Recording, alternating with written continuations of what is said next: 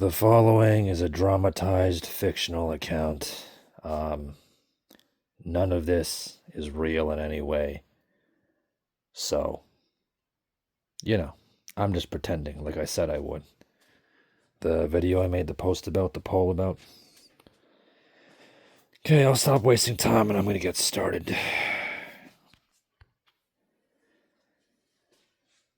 What do you want, kid?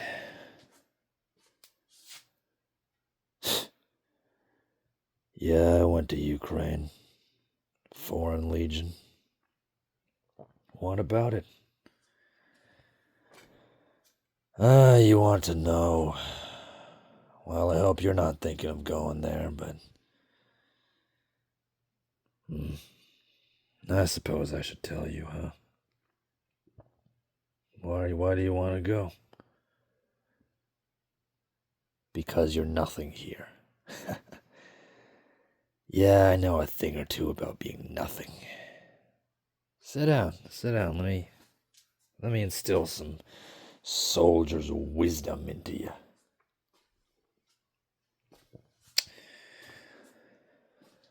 I was in Afghanistan.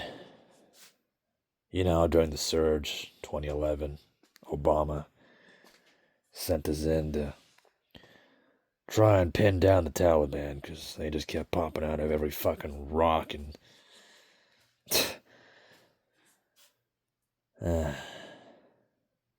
they were everywhere. Just running around like ants, trying to get us. They did a pretty good job. There's drones in Ukraine, a lot of them. We call them buzzers or flyers or just drones. Buzzers is pretty, that's a word that gets thrown around a lot. It's a nice name, it fits. Usually you can hear them, but by that point they're like 5 inches from your face. And, well, they're slammed right into your head. There's one tech guy I knew, he called them flying IEDs. You ever heard of an IED? You have? Right. That's good. They're like roadside bombs. I knew this one friend. He was in this convoy. Hathford. He was a good guy. He's a jokester, He'd always do card tricks for us, and whenever you picked your card, he'd reach forward and honk your nose, or sometimes when he was feeling extra spicy, he'd go for your balls. He was a life as a rocker, but he was fun. He was cool. Well, they put him out on convoy duty one day.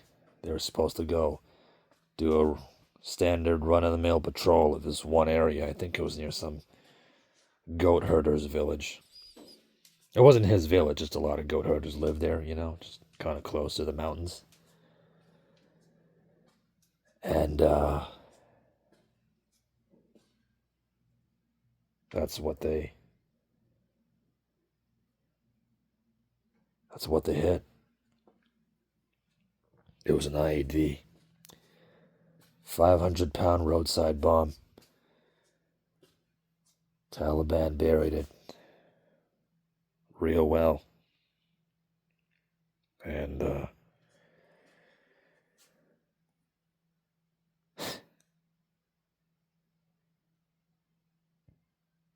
1 second you're receiving radio traffic from your friend, and then it just stops. And there's silence. And, he's gone. Just dead. That was the end of Hathford. I didn't even go to his funeral. I couldn't. I was still in action at that time in the Korengal. But, it was symbolic, It 500-pound bomb that turns a man into meat stew. There weren't even any little burning pieces of him left to put in the casket. He was just erased. I mean, it was a quick death, right? It was a quick death. Quick deaths are good, but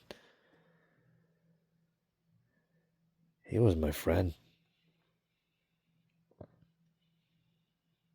He was the only real friend I made. And he died. You know, sometimes I think maybe if I was there, maybe if I'd been in that convoy, I might have seen that bomb or been able to do something about it.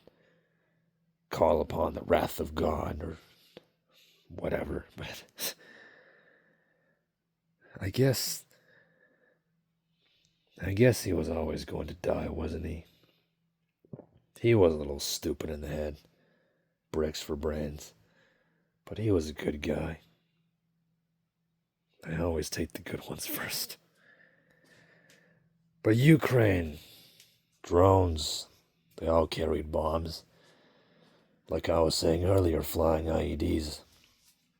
You'd be sitting in a trench line and, we'd see the Ukrainians putting up howitzer units and field artillery, and it took maybe 15, 30 minutes. We heard them. The buzzers.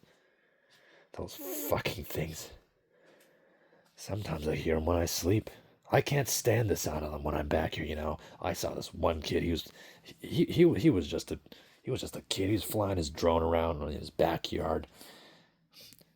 I just about wanted to pull out my gun and shoot the damn thing. I can't. I will not listen to those things flying near my head ever again. I won't.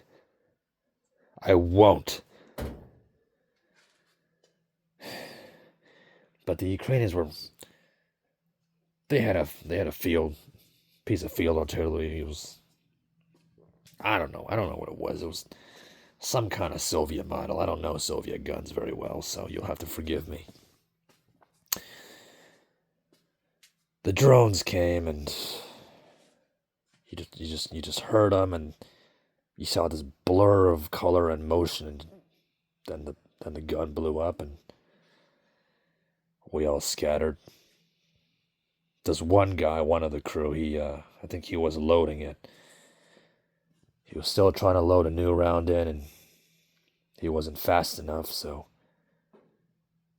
hit him in the face. His name was probably Dmitri or Ivan or whatever the hell they're called, but it hit him in the face. I was told later he was a father of 2. So, well, those kids are going to have to learn to live with a single mom, I guess. I mean, they don't deserve this, but life isn't fair, is it? You think it was fair with Hathford? Was that fair? I mean, think about it, kid. You know how many Ukrainians have died? You know how many Russians have died? You know how many of us in the Foreign Legion have died? And for what? The war is still the same, still grinding on and on. The Russians are pushing the Ukrainians back, applying pressure on multiple fronts, or something along those lines. They attack everywhere. One attack here, one attack there. You counterattack, you take back positions in this city, and they immediately launch an assault on another city, and you just can't stop them. It's like death by 1,000 cuts, really. No one back home cares. I don't care, kid. You're right. Yeah, you are nothing here. And over there, you aren't anything either. You aren't even worth a fucking nickel. Your life is worth nothing. Nothing. But I guess it's, like with Hathford, better a quick death than a slow one.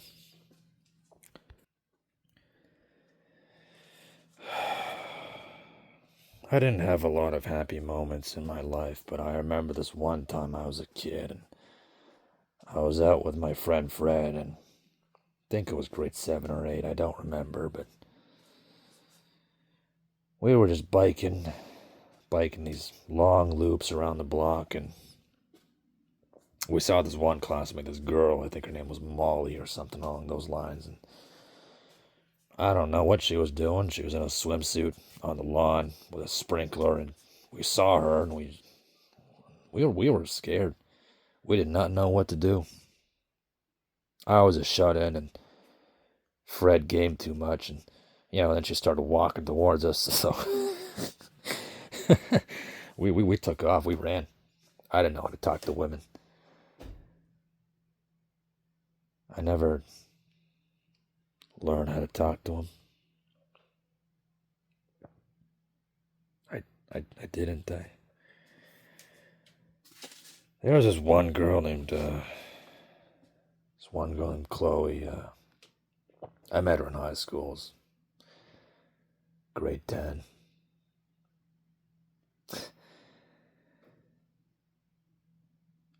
Yeah, she was really something, she had these bright blue eyes and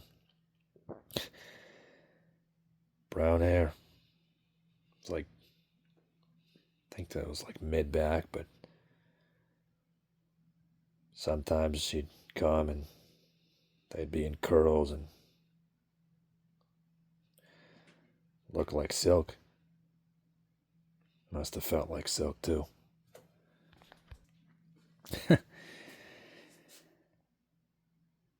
She was beautiful. Pretty as a picture.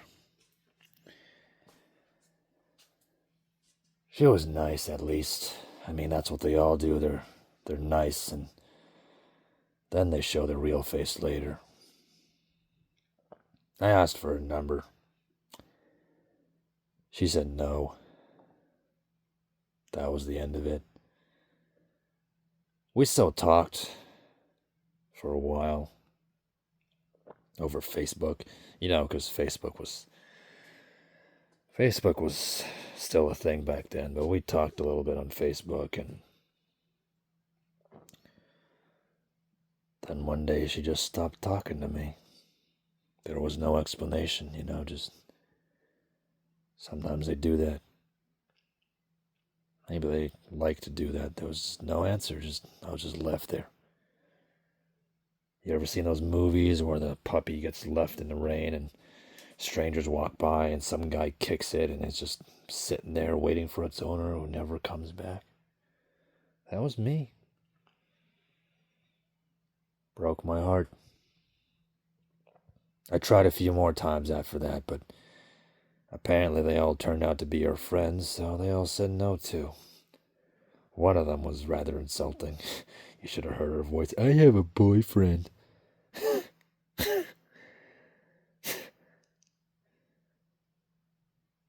She made a face while she said it.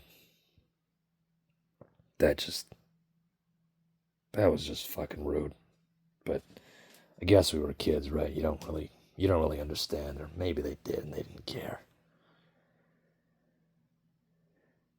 Kid, don't expect too much out of this life. That's what I'm trying to say, just... Most days I just think back to my youth. Especially those days biking with Fred, just loitering around the stores and buying sodas to drink and sitting in his basement to play Halo. We played Halo CE when it came out. In his basement. It was a LAN party. I think there was like 4 guys total. It was me and him and 2 other buddies from school, and we were so fucking excited, big bags of chips, and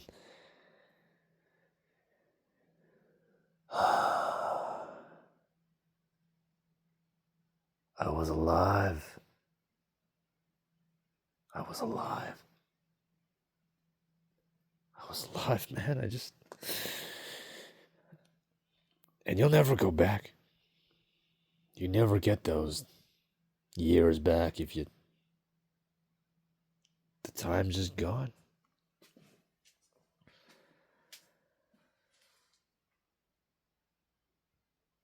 And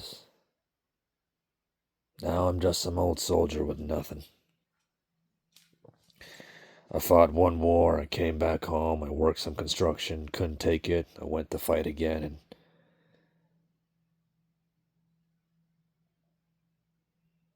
well, I quit my construction job, so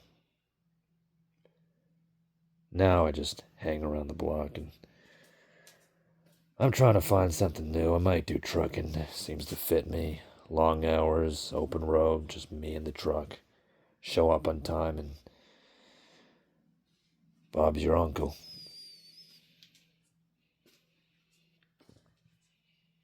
They don't care about you here. They didn't even care about me dying all over there in a country half the people in this nation probably can't even pronounce. They probably can't even find it on a map. Probably think Africa is a country. What makes you think they'll care about you? I've seen guys sleeping on vents downtown. People just walked right over them. Men like us are not needed, kid. They don't need us. They don't want us. We don't look good enough. We don't dress the part. We can't talk sweet. So we're out. We're just supposed to take it, just show up, go to work, don't complain, do what we're told. Eat shit, really, for the rest of our lives. The best you can do for yourself. Find a job with enough money to keep you alive. Put a roof over your head, food on the table, and some cheap copes. If you really want, drink, smoke, snort. I would really suggest you don't, because that damages you faster than you can blink. But if you really need to, do it, I won't blame you. Otherwise, it's soda, fast food. I guess, your computer if you have one. Maybe go biking sometimes, drive around. Whatever it is that floats your boat, keeps your mind at ease. No one is going to be waiting for you when you go home. No wife, no kids, no dog, not even a dog or a cat. We were born to be expendable. I learned that much over there. Same for the poor Russian boys on the other side. They'll be buried in some grave in some cemetery in 50 years. Someone will build a city right over their bones. No one will remember any of this in 20 years. For sure, by the 70-year mark, no one's going to give two flying shits. People move on fast. Their memories are short. Hathford? His siblings are married now. His parents are retired now. His grave is grown over with moss. They don't even visit their son's grave.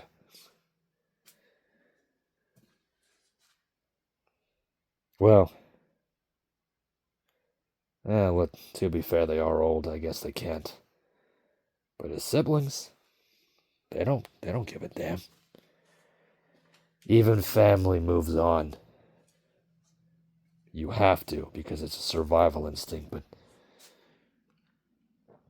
we are disposable.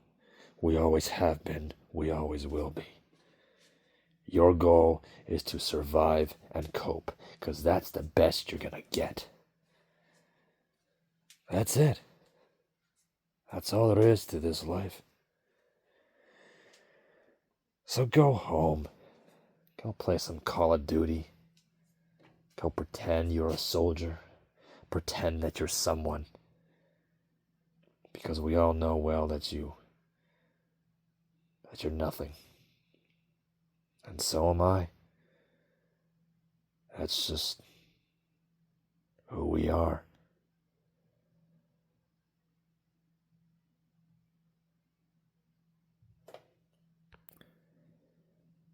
I'll admit it, kid. I still think of her. Chloe. In my worst moments, I imagine she's at the door.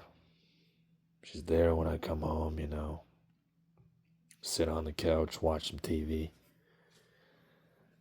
I guess we have a dog too, and he comes up and sniffs my head and gets all cuddly like a big old ball of furry love.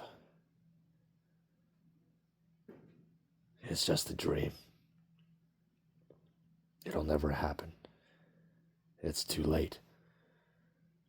I spent my entire life fighting to survive, and fighting on behalf of my country, and supposedly in the name of democracy, and in the end, I fought for nothing. I fought so someone else could gain everything, and I could lose everything. So be selfish and fight for yourself. No one else is coming to save you. No one is going to fight your war for you. No one wants to. No one cares. And the ones who do, they can't help you, because they have their problems too. Don't go over there. Don't go to any war ever. You'll get nothing out of it. Unless you really have no options, in which case, I can't stop you. Stay here. Live whatever slow, grinding existence you can, and just remember, you were always expendable. You will always be expendable. So why fight so hard for them? Get out of here. Get out. Come on, get out of here. I gotta go buy some beers at the store down over there. Come on, get out. Get out. You want a fucking medal? There he goes.